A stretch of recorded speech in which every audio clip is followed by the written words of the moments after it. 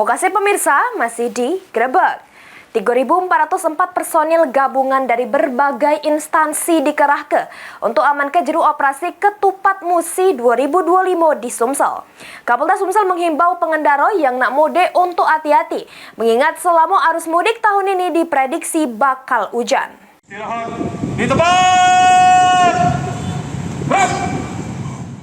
Untuk mendukung kelancaran operasi Ketupat Musi 2025 di Sumsel, sebanyak 3.404 personil gabungan dari berbagai instansi dikerahkan selama 14 hari dari 26 Maret sampai 8 April 2025.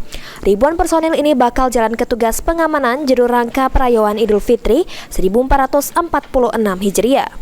Khususnya untuk menjaga keamanan serta kenyamanan masyarakat yang bakal mudik lebaran. Karena selama arus mudik tahun ini diprediksi bakal turun hujan. Kapolda Sumsel menghimbau pengendara yang nak mudik untuk selalu hati-hati juru berkendara.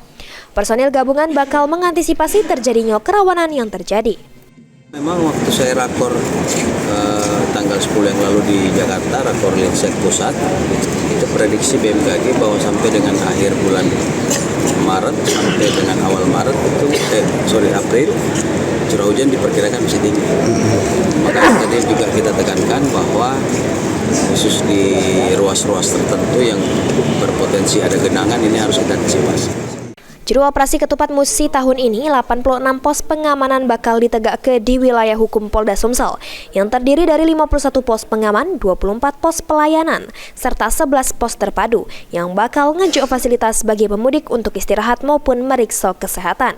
Mulyadi, PAL TV.